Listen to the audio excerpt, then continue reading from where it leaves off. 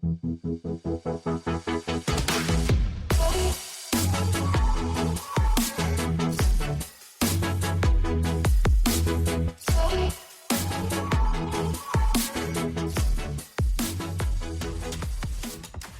hate the countdown. It was so bad. What did it say this time? I didn't look. Oh my god. It was like 9, 5, 8, 7, 6, 5, and then it went. Oh, I think mine just went regular. I think mine said 6, 5, 4, 3, 2, 1. No, it was bad. Huh. Man, before we even get started, how have you been, Justin? I've been okay. You been okay? I've been good. Yeah. Yeah. A lot of doing stuff. Not a lot of time for games lately. I feel that. I 100% feel that. Isn't there like a popular saying where it's being an adult is having all the money in the world for video games but not having any time to play them? I don't know. I've never heard that before. I mean, it sounds true enough. Yeah, I've felt that it is incredibly true. I mean, I don't know. I mean, it's for me, playing games is more like it's kind of nicer as an adult because you get to dictate yourself. Like, I'm going to play video games today, whereas like you could have said that as a kid, but then your parents like, no, we gotta go to your aunt and uncle's house and we gotta do this. You gotta mow the lawn. You gotta pick up dog poop. Yeah. No, I get it. What's up, guys? I am Justin. And I'm Jordan. And welcome to another video game podcast. A podcast where different gamers talk about different games. Today we're going to be talking about long overdue, the Assassin's Creed series. Ooh. Now this is probably going to be a long episode. I don't know. I feel like it has to be. Yeah, I mean there's so much to talk about and it's weird. I'll play all of them still, but I wouldn't consider myself a diehard fan anymore. Yeah. I feel like we're jumping really far ahead, but how is the newest one? It's good. Valhalla? It's good. Is it worth $60? I know we're doing this backwards. We're gonna do it like this. Let's structure this one a little bit. Okay. Let's talk about each game, and then game by game, we'll say, is it worth $60? Okay, that's fair. You're going to be carrying me through this a lot because while I've played a bunch of them, I have not played all of them. So you say a bunch of them. You've played 4 of them. Yeah, okay. Which for me is a lot. For a story game? There's like a ton of Assassin's Creed games, though. Yeah. What was it? It was like 20? Probably 22? Well, there are some mainline ones. There's some like kind of extra ones like Assassin's Creed Liberation that came out and the Chronicle series. Talking about just the main ones, so it's sort of this is the order we'll go, and we're going to mainly be only be talking about the main ones. So there's Assassin's Creed, which came out in 2007. Which, first of all, that's crazy. I was 9 years old. 2007. So I would have been. It's 14 years ago. I would have been 12. 12, right? Oh yeah. Wait. Yeah. But aren't you only 25? Yeah, that's true. So 11. I don't know, somewhere around there. Because that means you're 2 years older than me. So, yeah, it would be 11. 11. Yeah, okay, there you go. So there was Assassin's Creed. Then there was Assassin's Creed 2, which came out in 2009. Then there was Assassin's Creed Brotherhood. Came out in 2010. Now, this is where they started implementing, like, their every year we're going to make a new game and... Well, real quick, did you play them all when they came out? Like, at that time? From Brotherhood and on, yes. Not 1 and 2. Okay, Brotherhood was technically the third one, right? Correct. Okay, I did not play that one. So there was the first one, second one, Brotherhood, Revelations. Then 2012 came Assassin's Creed 3. Then Assassin's Creed Black Flag. Then came out Assassin's Creed Rogue. And in that same year came out Assassin's Creed Unity. Am I going in the right order with that? Jesus, that's already so many. I How know, many is right? that already? Oh, Just so at yeah, Unity. so yeah, Black Flag, then Unity, Syndicate, Origins, Odyssey, Valhalla. So that's 1, 2, 3, 4, 5, 6, 7, 8, 9, 10, 11, 12 games. Jesus. That's just the mainline ones, That's though. so That's many not games. that's not included. And Rogue is kind of considered a mainline one, but that's not including like Liberation, Freedom Cry, all three of the Chronicles games. Which Liberation Jesus. and Freedom Cry can technically be DLC. Okay. But starting at the first Assassin's Creed, I didn't own that one until way later, just because I actually first played that at my brother's house on his original Xbox. Oh, okay. Or was it the Xbox 360? No, it would have been 2007. It would have been 360. It would have been 360. early 360 because it would have been the That's same right. time as the PS3, right? Right. Yep. Yeah. PS3 was out, so yes, 360. And I remember I played it at his house, and all I did was run around the hub world and stab people. And man, it was fun. Like that was so my fun. my first dip into the game, where you play as Altair. This was like the first game. So this game came about because there was the Prince of Persia series, Yes. which I think I might have played. It looked very familiar when I was that's researching. like early PlayStation stuff. And that was the first game that really implemented a lot of more like parkour elements. And this was when games were very linear still. And then they were going to make another, like a spin-off game, and then that turned into, well, screw it, let's actually just make our own IP. A new IP, I should say. And so they made Assassin's Creed. And that had to do with, it was grounded in a lot more reality, in a lot more history. And so you had the Templars versus the Assassins. That was super interesting. Like, that really pulled me in when I was playing the game. And then there's also the modern day stuff, which for some people is hit or miss, where it's still the ongoing. So the overarching plot of the entirety of Assassin's Creed is that there's this rivalry between the Assassins and the Templars. But in modern day, the Assassins are basically an underground group of people that are they're this underground group of people that are like hackers and like adventurers and stuff like that, and then against the Templars, which are now this giant mega corporation called Abstergo. Imagine What is the device that they use? And kind of the get into Animus. that. The Animus. Yeah, that's right. Yep. I was thinking Onimus for some reason. The Animus. Animus. So you in the first game you play as Desmond Miles, who is a modern day bartender who gets taken by Abstergo into one of their facilities.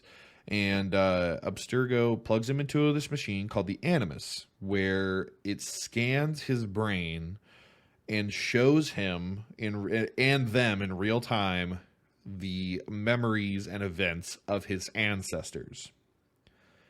They are tracking down what is called the Apple of Eden, which is pretty much the premise of the entire like first 4 games.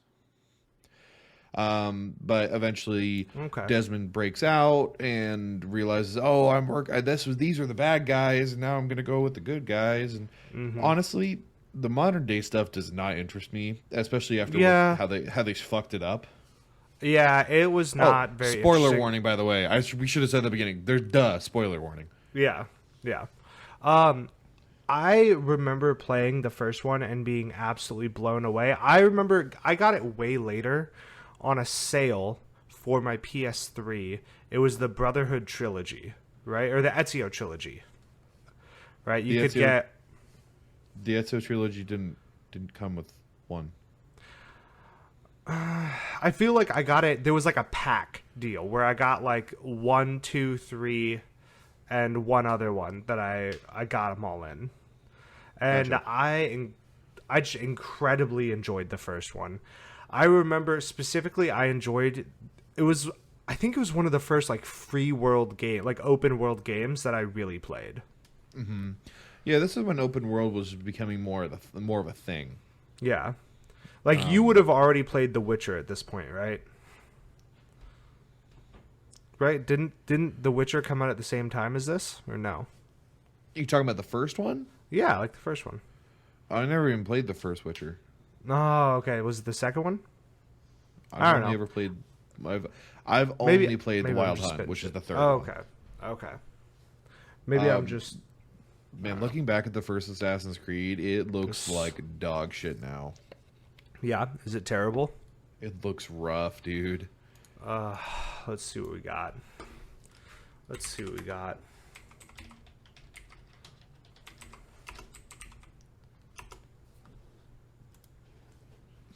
It's rough. After after the first Assassin's Creed game, then came Assassin's Creed 2. Now, Assassin's Creed 2, the first Assassin's Creed game, in my opinion, was a foundation. You know, it started the idea of the hidden blade. It started the Apple of Eden stuff. It started the which the Apple of Eden in this is basically a relic from a civilization that came before humans, that gave people mind control, but we know it as the Apple of Eden. There's a whole subplot of like how religion is actually our translation of stuff that was actually from an ancient civilization that came before humans, and It was incredibly deep. It's so convoluted. Like we are not getting into that here. We are more going base level. So if you're looking for that stuff, go look on YouTube. Look elsewhere. Yeah, no, you're not getting any of that here. Yeah. I remember playing the second one, and I do think that the second one is my favorite out of the ones I've played. It's a lot of people's favorite. It's the first. So like I said, it made a foundation with the first one where you got the basics of everything. It gave you the hidden blade, gave you the parkour, it gave you everything you need to know about what the assassins are and who the Templars are. But there wasn't really any life in it. Like the story was pretty bare bones. It was clearly a let's see how this works. Yes. And they were still trying to get everything figured out. Let's test the waters. Yeah, they were still trying to see where things fit into place and what's going to happen with it. And it wasn't until the second game that people realized, oh, this is how it's supposed to work. And they breathed a lot of new life into it. They gave the main character more character, where you play as Ezio Auditore de Firenze. Is that how you pronounce it? Yes, I believe so. Not only that, they added, I don't remember there being puzzles in the first one, but they added 3-dimensional puzzles and a lot of like really in-depth parkour levels that were not in the first like chase scenes and stuff like that. Well, and not just chase scenes, but like you need to reach this part of the tower, and it's going to take you about 45 minutes of parkour and like kind of puzzle solving for you to get to this part of a certain tower, like a certain building or something. No, Ezio is hands down my favorite character in all of Assassin's Creed.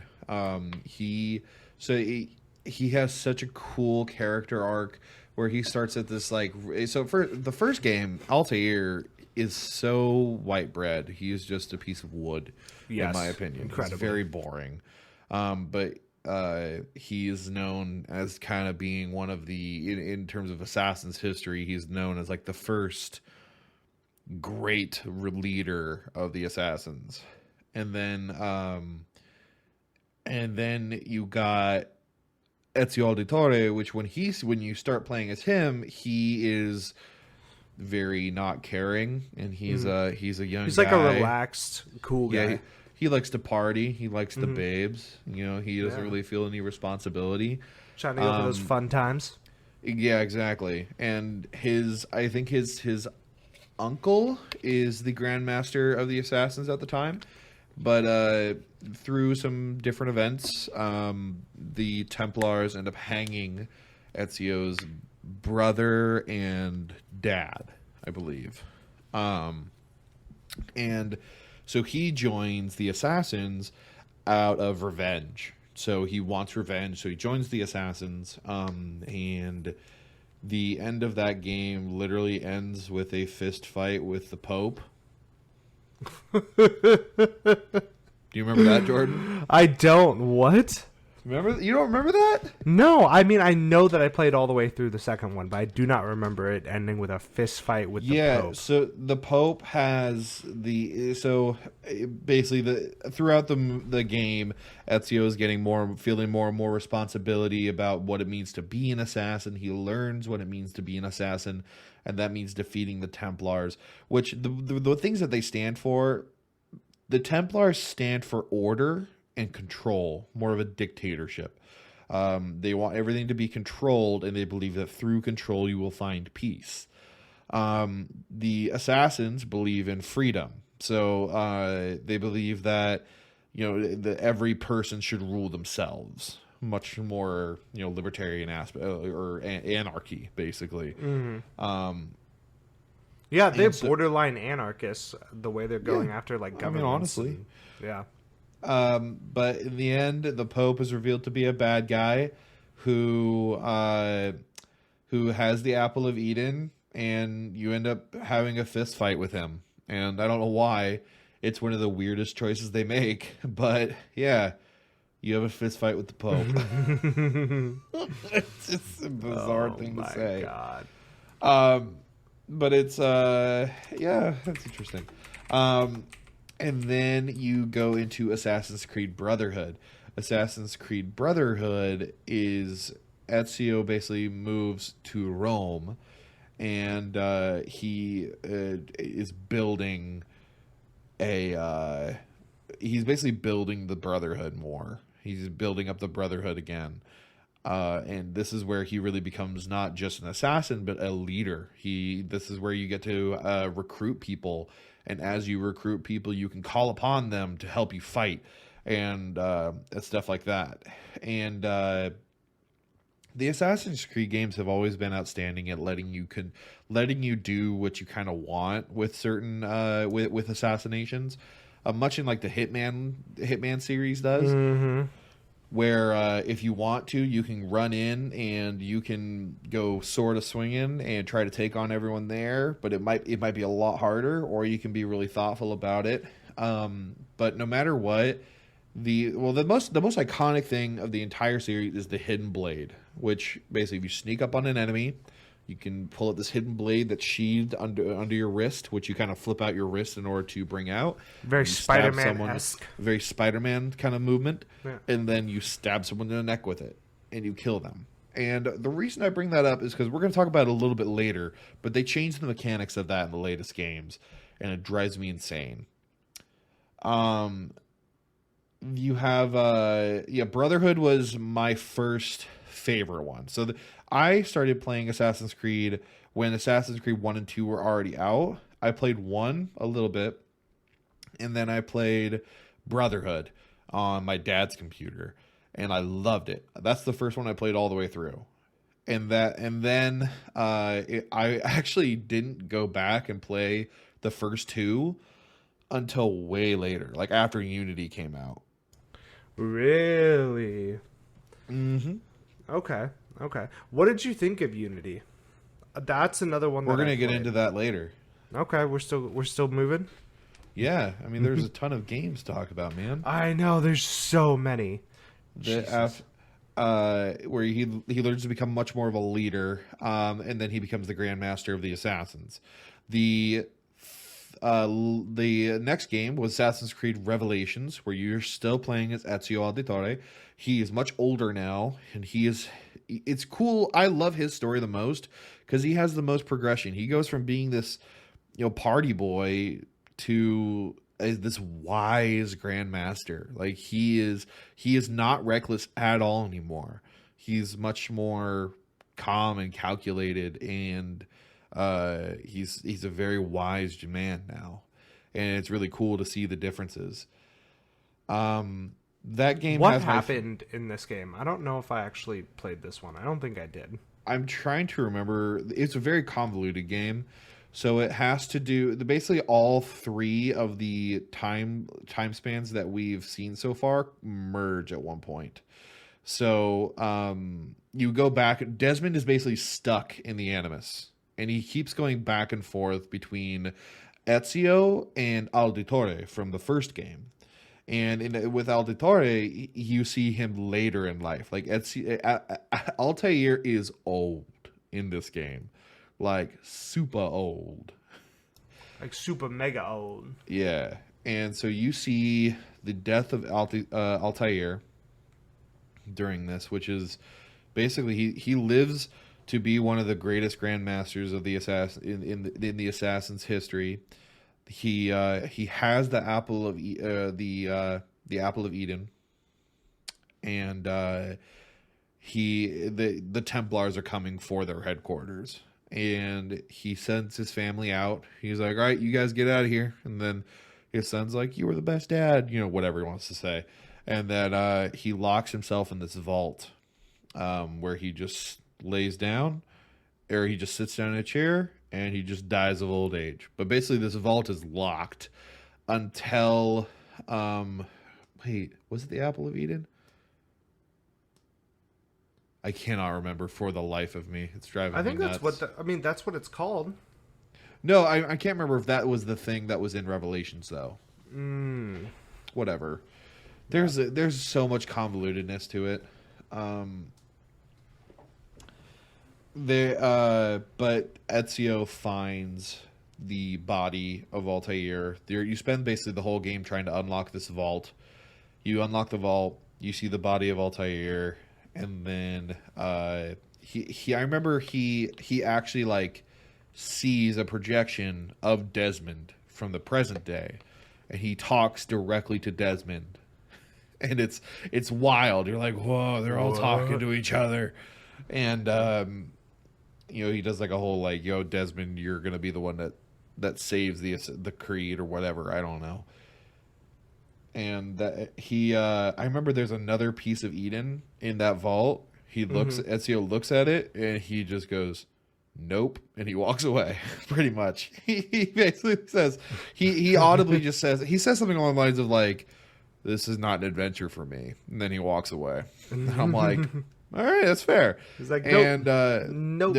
I think he meets his wife in that game as well. This gal that he's really sweet on, and then that's the end of Ezio's story in the main games. Later in the story, Embers, which is a cinematic movie, you see that he has a child, and he's much older. He's like 65 in the movie, and you see his last days, where he dies of a heart attack at age 65. That's so heartbreaking. What an upsetting way to go. I know. It's a good short story though. I recommend it. Yeah. But just after all that. Yeah. I mean, there's a lot to it. And I know I'm like breezing through these games, but we're going to talk about, I'm basically going to go run through them, and then just so you guys get an idea of how the scope we're looking at. And then I'll talk about we'll talk about our favorite parts later. Because we're not going to do this organized after I go through them all. Like when we were mentioning parts that we liked and things we like to do, we're going to be jumping between games. After Ezio's story is done, you then have the Assassin's Creed 3, which was super cool. Like it got mixed reviews. I love the game. I adore it. So you start as playing as this guy named Haytham Kenway. Now this is also where they stop going in order of time. So Assassin's Creed 3 takes place now during the Revolutionary War. And then the next one Black Flag takes place before that. So this is where they start kind of jumping around. So Assassin's Creed 3 is one of them that I haven't played, but I actually really want to. Oh, it's so cool. Because it's set in like the revolutionary times, and I've never played an open world game that's set in that kind of setting. Dude, it's my favorite. It's one of my favorites.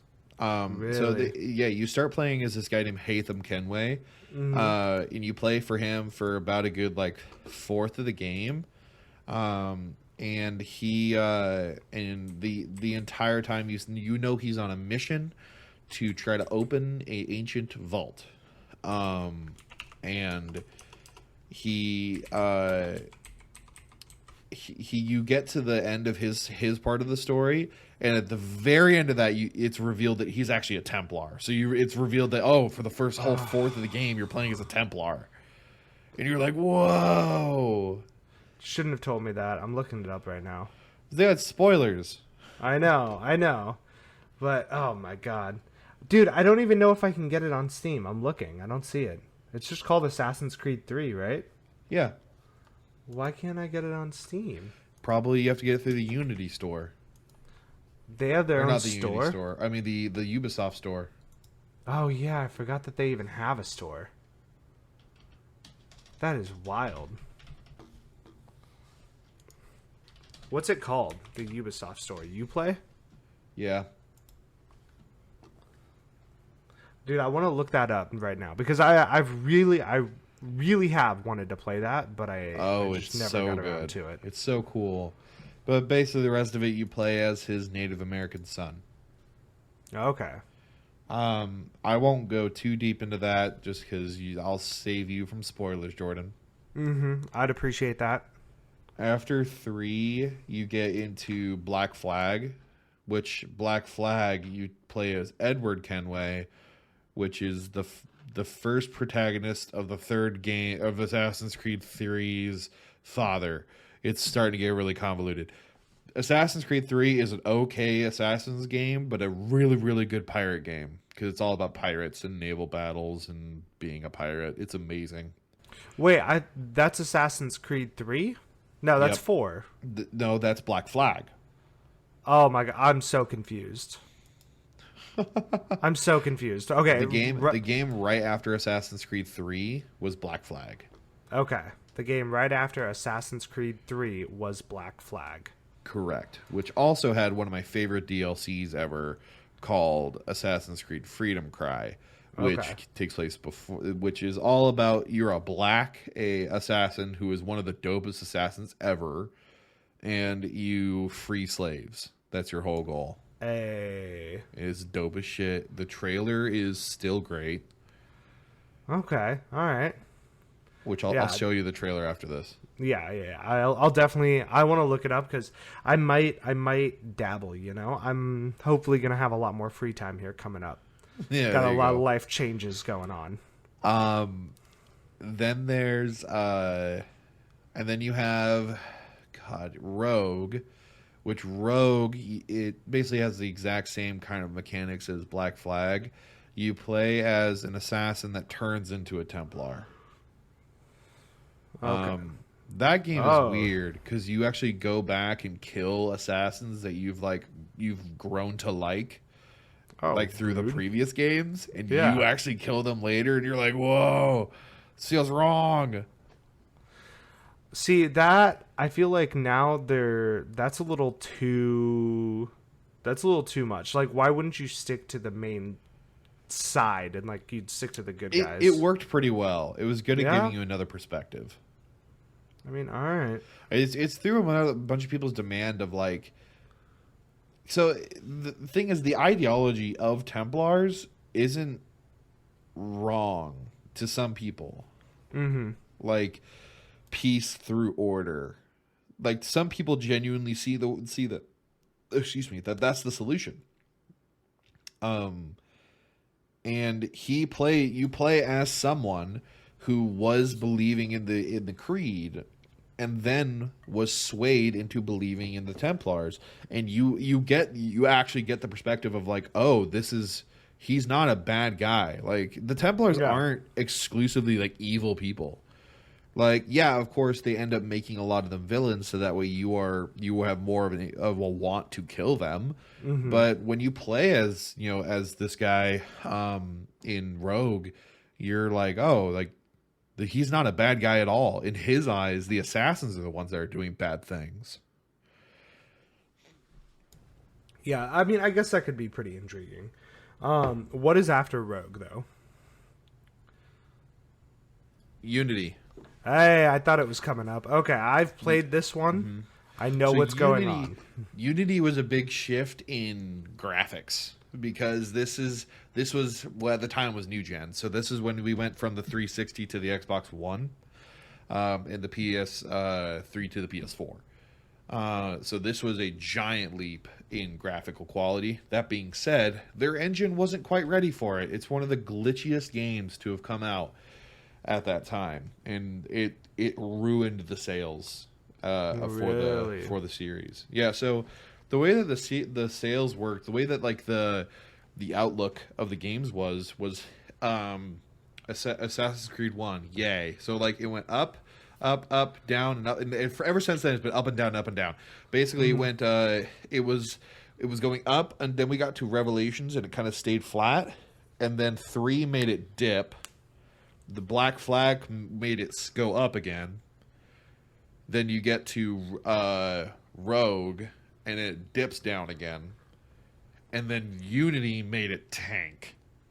Okay, I have a question for you though. In Rogue or Black Flag or even Assassin's Creed 3, like, you remember how in Assassin's Creed 1 and even 2, you didn't really, like, you didn't get a choice of weapons?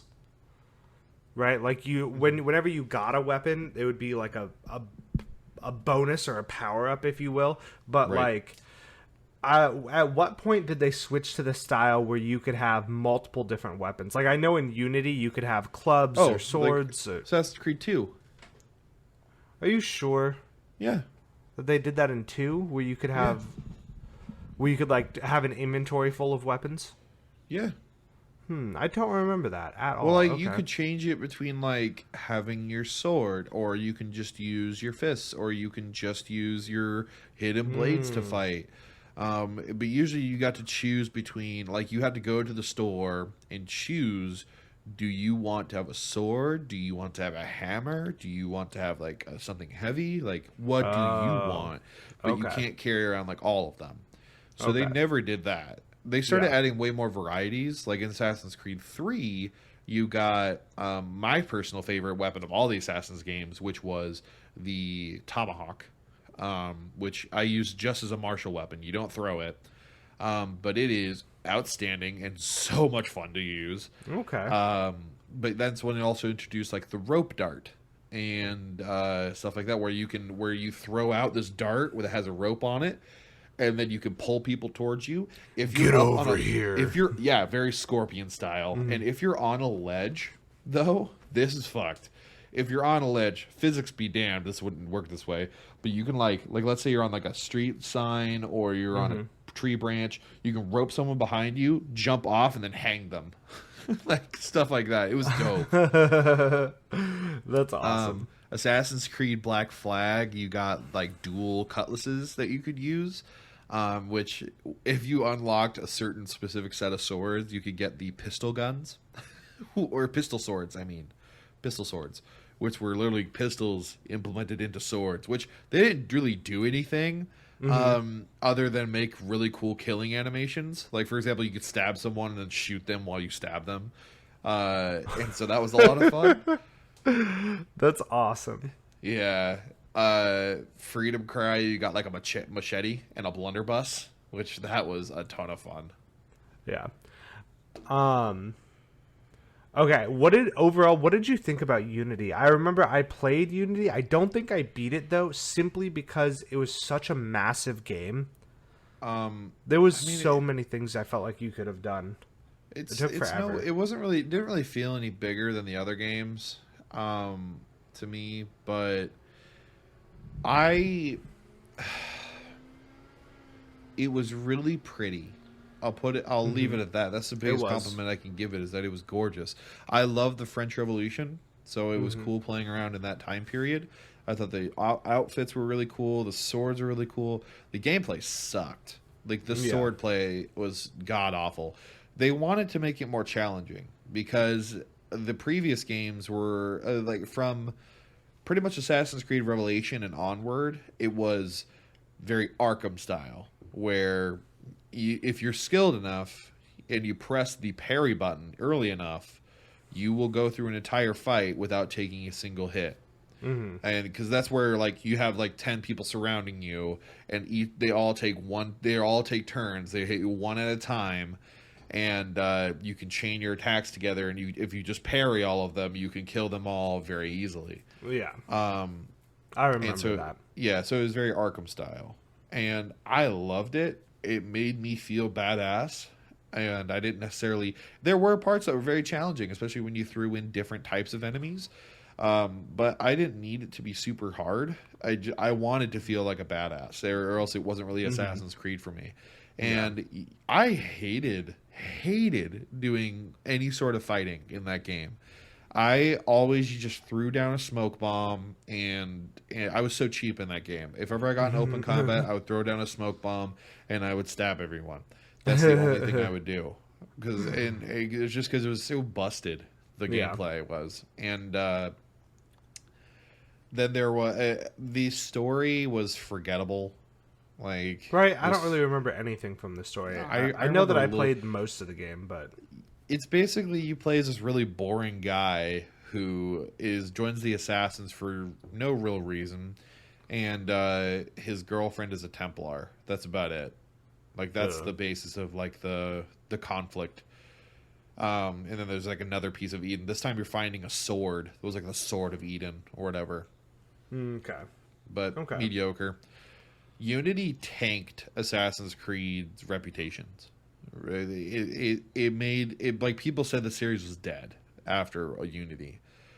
Then they came out with Syndicate, which Syndicate was fantastic.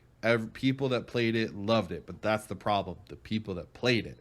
Because it was a really good game, but no one bought it because of how bad Unity was. Which that game was cool. You play, it's Industrial Revolution London. And so you got a Cockney accent, and then you got the top hats and all that kind of stuff. Like you run into people like Charles Dickens and stuff like that. Which every game you run into historical figures. Like Assassin's Creed 3, you meet George Washington, Ben Franklin, all those kind of people. In Assassin's Creed Brotherhood and 2 and Brotherhood, for crying out loud, Da Vinci is you meet Da Vinci. Da Vinci is your gadgets guy. Yeah, he makes you all your cool stuff. Yeah, he makes you he gives you he gives you something to fly around for a little bit. He gives you a wrist-mounted gun.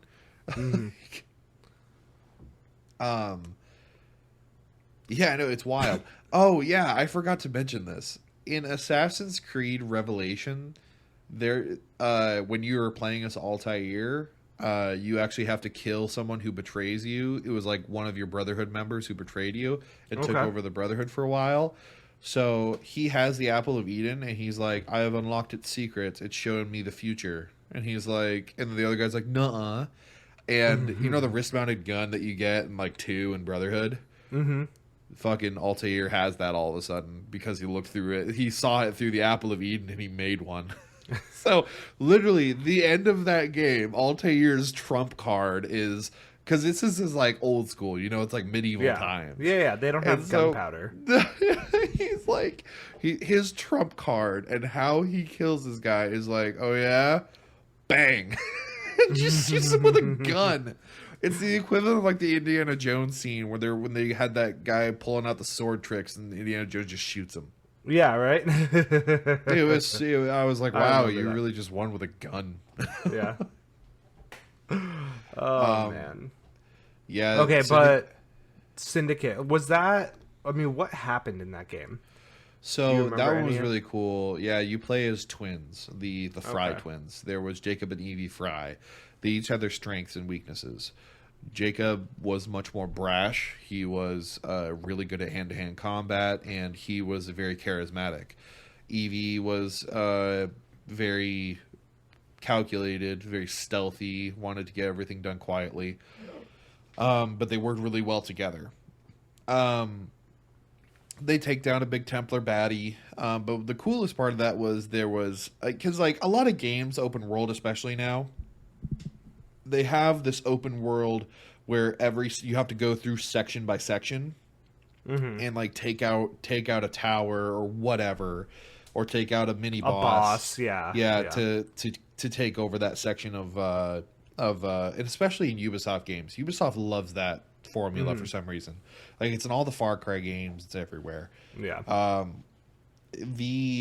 But in Syndicate they did it right, where the reason you're doing that is because you're creating it. You created a gang called the Rooks, and you're taking on this rival gang that the Templars made. So now it makes sense why there are sections. It's because these territories are ruled by gangs, and so your gang is taking over. It actually makes sense in that way. Yeah. And so that Yeah, made I it can way see more that. fun. Okay.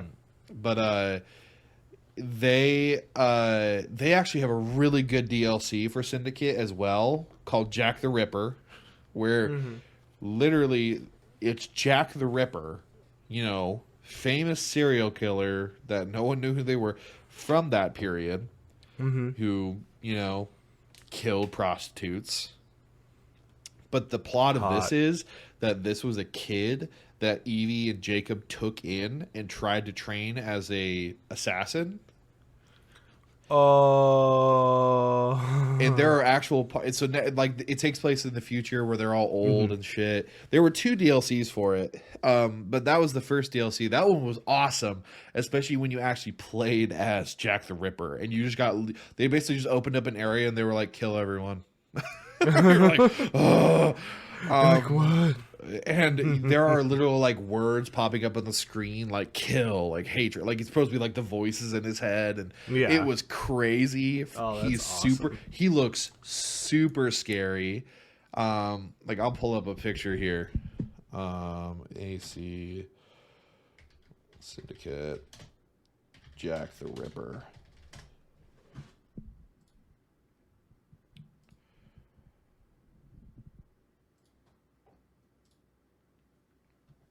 Show me what you got. Ooh, what?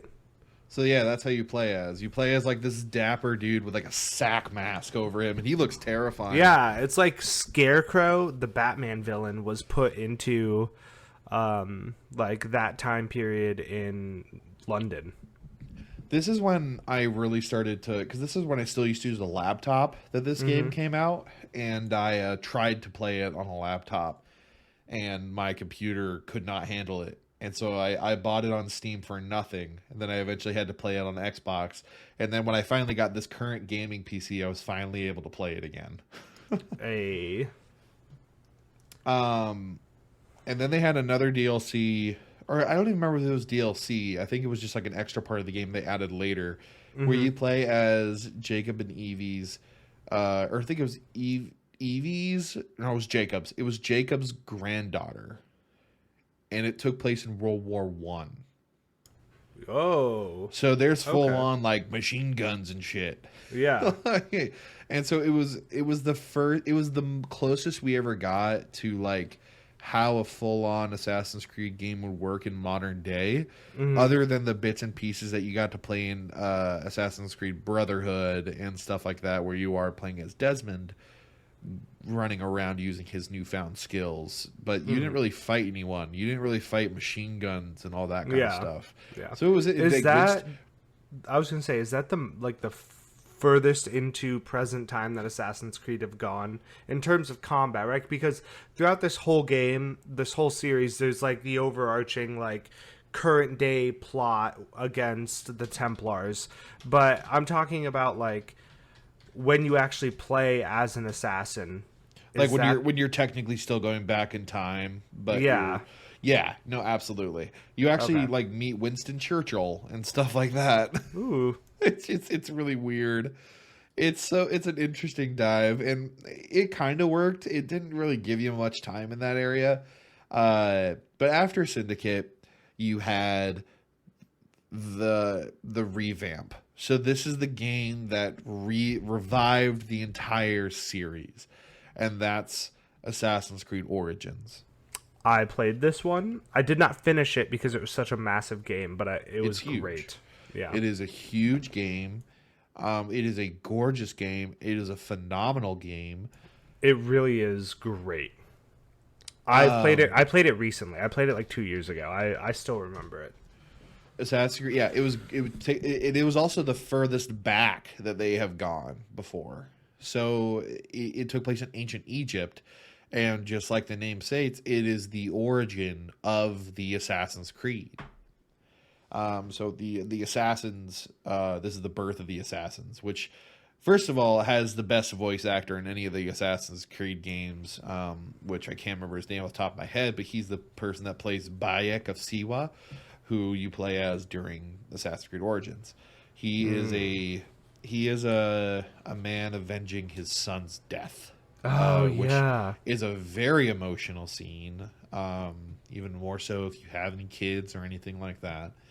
But you see the death of Bayek's son, and you vengeance on those who caused it. And through this game, you meet amazing, influential people like you got Cleopatra, you got Caesar, you've got different people like that. Mm-hmm. You got what's his name?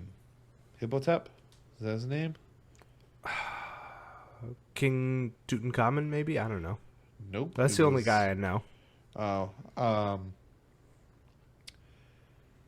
And then after that the next game that came out was actually being developed at the same time.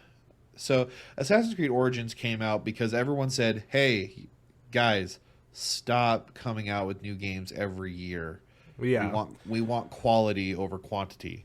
I feel like I want to take a pause and bring up something about Origins specifically that it did that I think was totally awesome.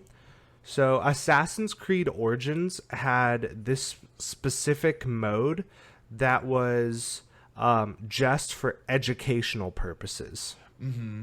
Right? And it was something that teachers could show students in classrooms, and it would be an accurate representation of what life was like during like 50 BCE in Egypt, right? And you actually like played, like you walked around the city and you saw different things happening, and it was like super accurate. And I remember that being praised and like appreciated by a lot of people. Well, because like Assassin's Creed games have always like whenever you pass by an iconic place, like Assassin's Creed Brotherhood, if you walked by the Roman Colosseum for the first time, you would get an option that says pull up your codex, and it's be an actual piece of history about the Colosseum. So you can walk by these famous places, and it'll tell you what they were in actual reality. And then it was super cool. Very, and then the Assassin's Creed games are very history eccentric. History centric. They like history a lot. Yes, they're not always historically accurate, but they're historic adjacent. Yeah, I like that, historic adjacent. Like the famous killing of Caesar, the Et tu, Brute, and like all that kind of like the famous play made after it. Mm-hmm. So the end of Assassin's Creed Origins, near the end, you take part in that assassination. It's like a lot of these actual historical events that you have a big part to do with. And that's been the case for almost all the Assassin's Creed games. And then they got to Odyssey. I have a huge problem with Odyssey. I hate Odyssey.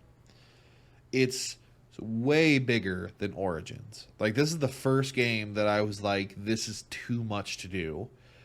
But this is when they started getting way too into like magic, and you don't even play as an assassin. Like the creed isn't there. You play as like what came before the assassins and the Templars. And I'm like, well, it's not. Yeah. And also you play as a Greek warrior you do these large scale battles. You're not a assassin anymore. You're a warrior. It just lost what Assassin's Creed was about. It was about, Assassin's Creed is all about making change from the shadows.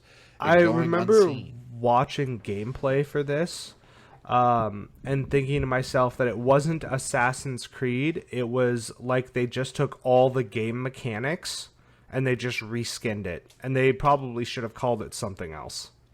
I didn't like it at all. Especially later on in the DLC for it, oh my god, did I have a huge problem.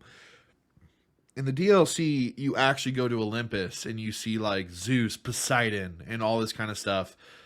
And you have to, oh my gosh. And it turns out that they're not actually gods. They are actually just living people that of the civilization that came before men.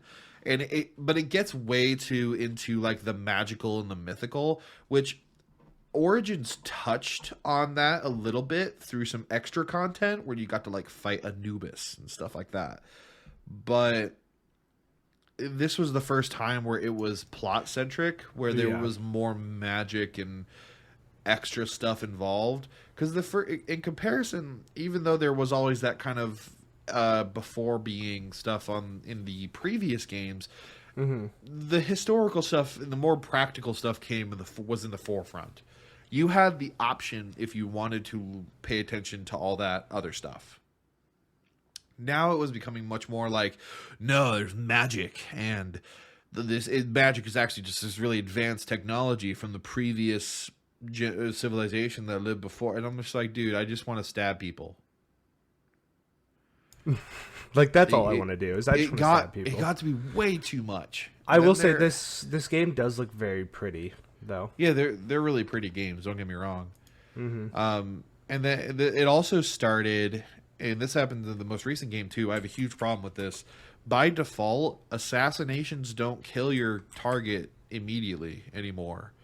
Like, you have to level up your assassination level, because now it's way more RPG. You have like a stealth tree and a warrior tree and all that, and a hunting tree, and like you had these little different skill trees, and you had to level up your assassination enough in order to be able to one-shot kill people, which I thought was bullshit, because in the original games, no matter how tough you were, and this was part of my strategy, like if you were the toughest person on the field that I saw, before I got into combat, I would try to get up high and stealth attack you. I would try to do the hidden blade, stealth kill. Yeah, where you jump down on them. Right, because I don't know about you, but I don't think I need to level up myself in order. Because Jordan, if you were level 20 and I was level 2, don't you still think that if I stabbed you in the fucking neck, that you would probably die? Be more particular. They weren't just stabbing in the neck; they were aiming for the jugular every time. They were doing it to kill, but like it didn't matter. Like if that's ridiculous. I did not know that. You had to actually really go dumb. to your settings and you could turn that off, which I liked. I liked that you had the option. But it says in parentheses like, if you turn it off and you insta kill, then you're not playing it the way the developers intended. I'm like, well, the way you intended was stupid. Yeah, it was wrong. Yeah. They just started making it too much. They try to be an RPG. They try to be everything else. This is where Ubisoft I have a really big problem with Ubisoft, is that they have a formula now with all of their games, with Far Cry, with Assassin's Creed. It is very copy and paste. It is very like, you have to attack this tower or this base, and Far Cry is just like that. Exactly. Perfectly and you take over sections of the map at a time. And if you go to this area, it's technically all open world, but if you go to this area too early, then they're all really high level. And you get new gear all the time, and it's just, they have just a horrible formula. Gear is something that is, I feel like, very difficult to do right, because you want to give enough gear to where you feel like people have options, but you also don't want to give gear so often that people feel like, oh, this cool thing doesn't even matter because in 2 missions I'm going to get a better one. Valhalla did it right. Yeah? Valhalla did it right. Valhalla was the most recent game to come out. First of all, it's not even an Assassin's game. You do not play as an assassin. You don't play as a precursor to assassin. You play as someone who is friends with an assassin, and they give you a hidden blade. That is as far as into the assassins that it goes. That's pretty much it. That's kind of whack, but okay. Yeah, but you're still like killing the quote unquote Templars. But it's stupid. I remember hearing the gameplay is great though. It's great. So I am also a sucker for Viking culture. I love Viking stuff, and so they did gear right, where they do give you gear, or you can find it through chests. But for example, at the very beginning, they give you an axe and they give you some basic armor. Thing is, you are not going to get another axe like that. You are not going to get another set of armor with similar like perks as that one does, because you have an upgrade system that is very simple. So it's not overcomplicated where you have different things you can upgrade. It's just, do you have enough materials? Okay, we'll bump it up to the next tier. Do you have enough materials for that one? Oh, we'll bump it up to the next tier. I really like that. You're just given, you have to do a little bit of grinding, not too much grinding, to get these materials, and you can eventually max out your gear. My character, when I beat the game, was using the same axe and armor that I technically had at the beginning, but they were just maxed out in the upgrades. Oh. And so, but they gave you different types of weapons to keep things fresh. So like they gave you an axe at the beginning, and then later they give you this great sword, and then later you can get a flail, which is just like this stick with a giant ball and chain. Yeah. And you can dual wield, and you can dual wield it however you want, which I loved. For example, you can dual wield shields. You could wail dual on wield people shields. with 2 shields. Oh, it's the best. It's the best. That and there's is like awesome. unique animations for every kind of play style.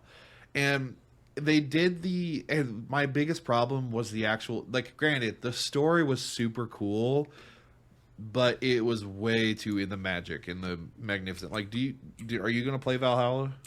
I might at some point.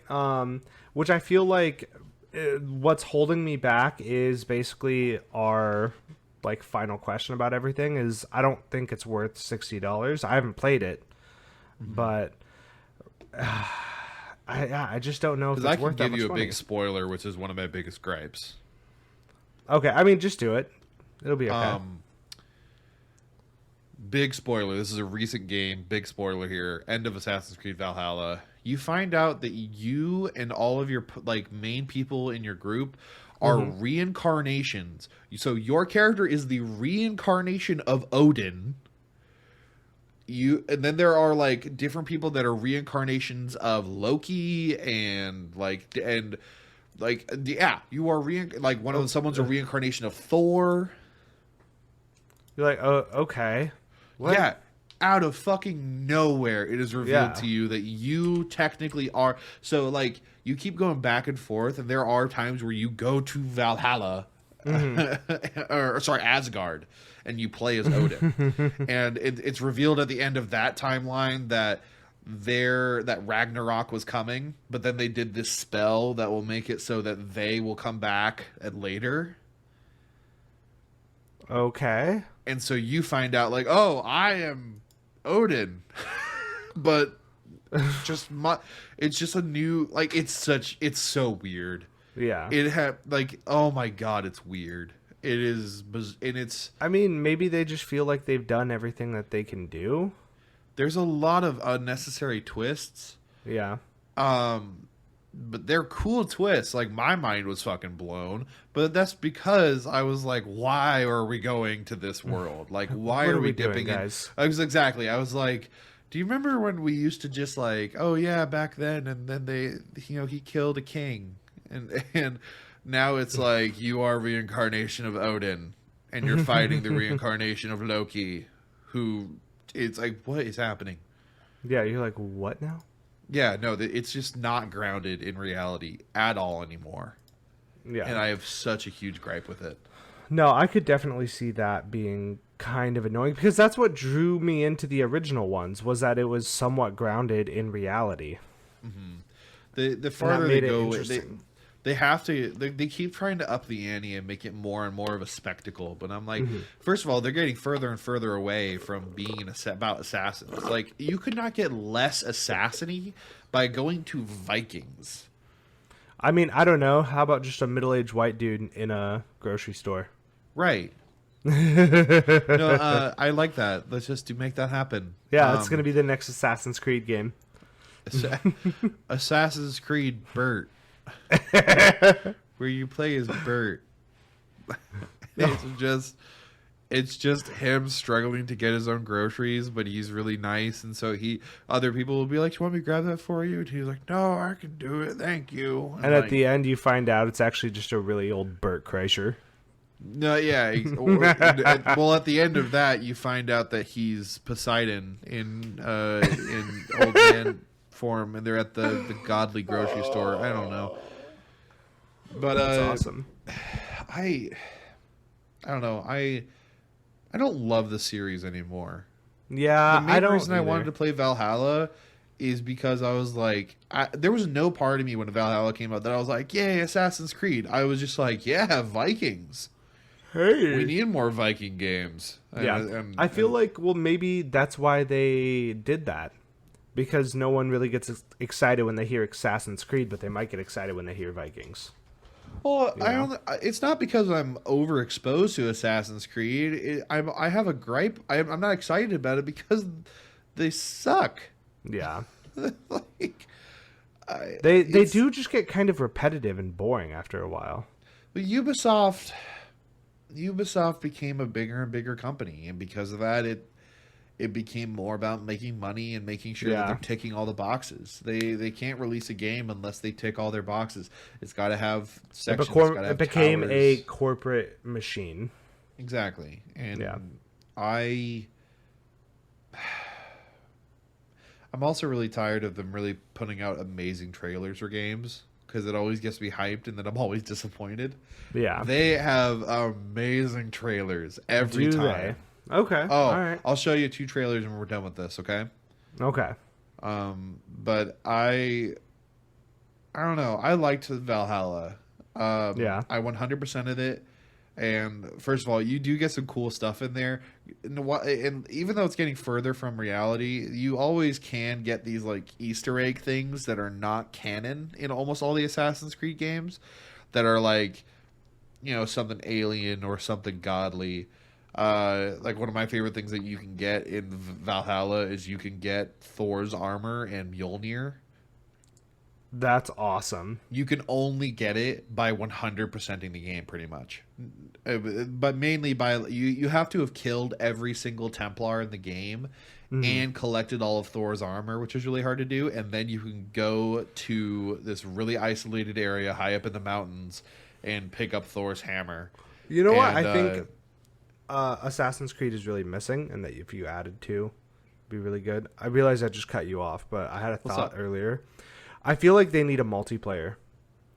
They need there needs to be an Assassin's Creed that's co-op focused, but also has like an in-depth multiplayer experience. So the old multiplayer for Assassin's Creed used to be awesome. I loved it.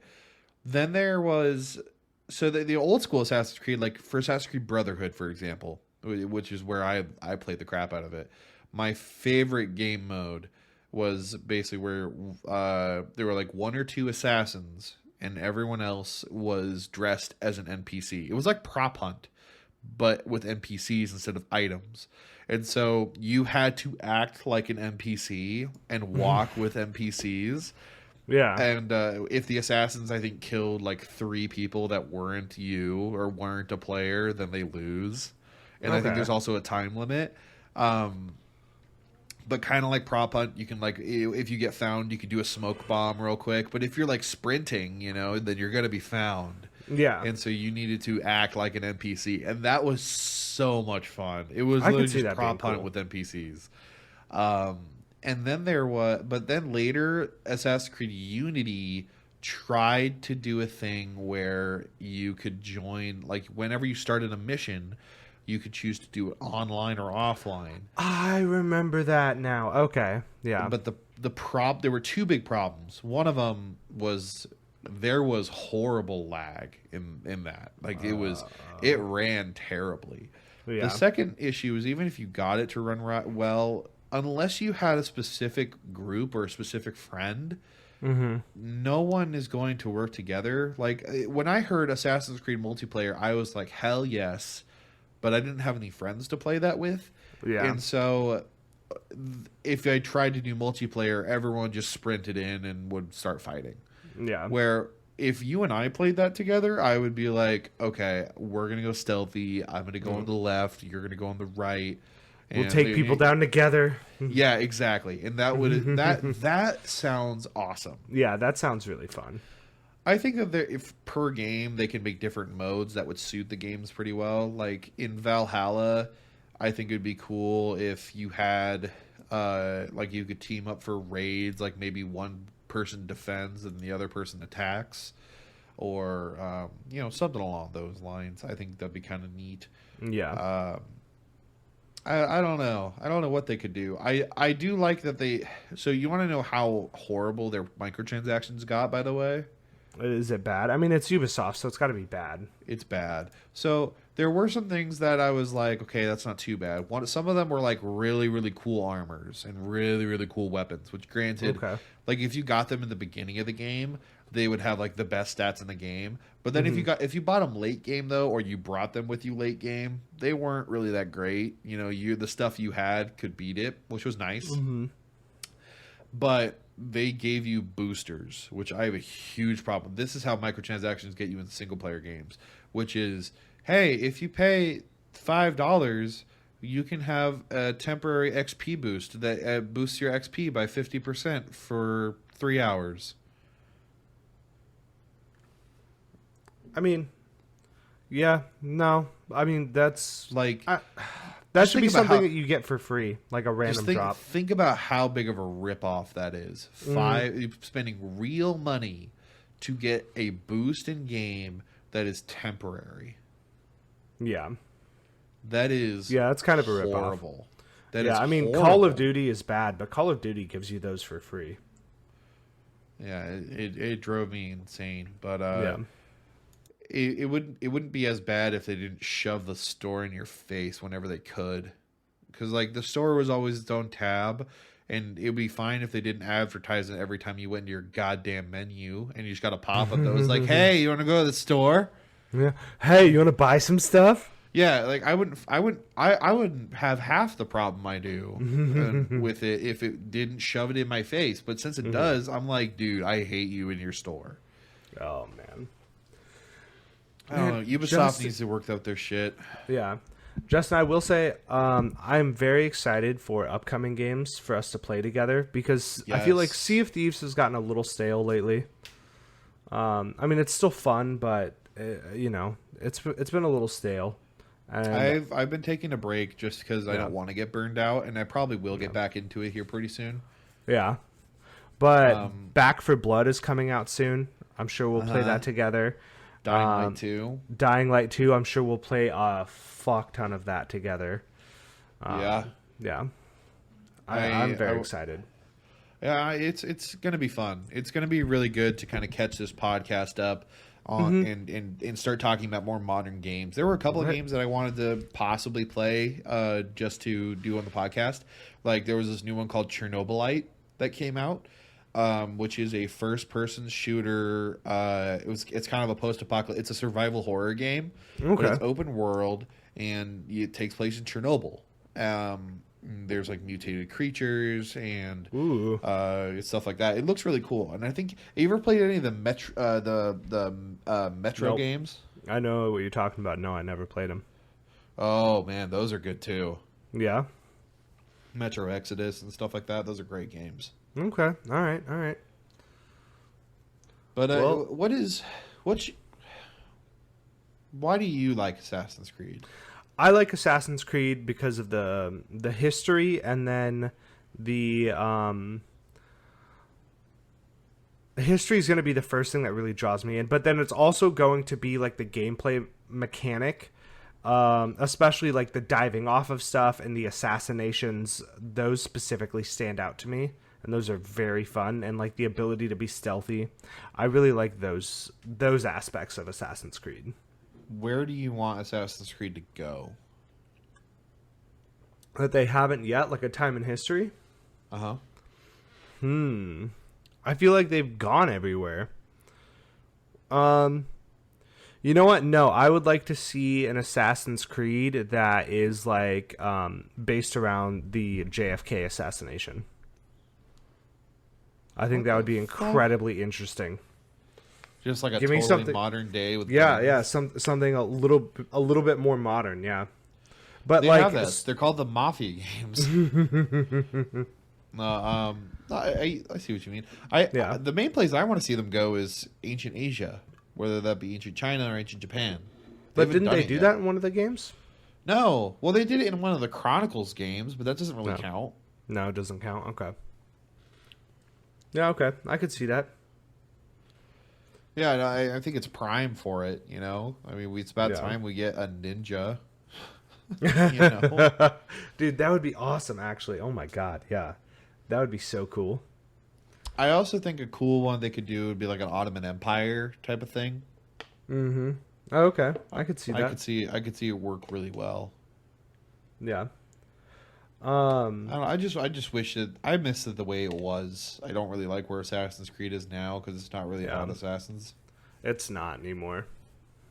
It's just The way of the just a road. formula. It's Yeah. just a formula, and luckily, they are listening to some things. Like Valhalla was definitely a big step up from Odyssey, but it was it's there's too much in these individual games to really go into a bunch of them. So, I mean, if you guys like Assassin's Creed and you guys want us to talk a little bit more about them, because granted, today has just been us talking about the history of it and or me talking about the history of it and what we liked and didn't like about different games and our personal experiences overall. But if you guys want to hear more about individual games, like let us know. Tweet at us or let us know in the comments of YouTube, and we'll listen and we'll make a whole episode about your favorite Assassin's Creed game. Going forward with any new Assassin's Creed coming out, we'll do full episodes about those too. Sure, absolutely. This is basically us just kind of catching up to it. Yeah. Yeah. I don't know, Jordan. Do you want to leave the lovelies on any other kind of note? No, I mean, this was a good trip down memory lane. There's a lot of really good. I forgot. Thanks, guys, for 100 listeners.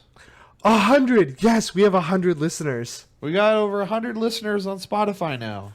Oh my god, that's awesome. We didn't even mention it. Holy crap! I know. Yeah.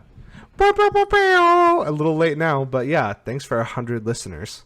Yeah, no, it happened like a week ago, but we were stoked. That was our first goal, so we made it. So we want We more. in the big times. Now we want more. Give us more. But yeah, I mean, reach out to us on all of our socials at AVP Casting. I don't know. Other than that, I think we're all good. Justin, put your nips away. I'm just so excited. Oh my god. But yeah, thanks for guys so much for listening. We appreciate it.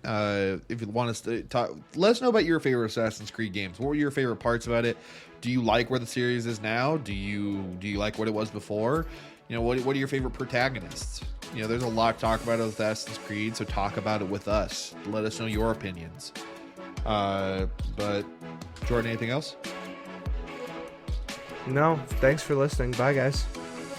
Bye, everyone.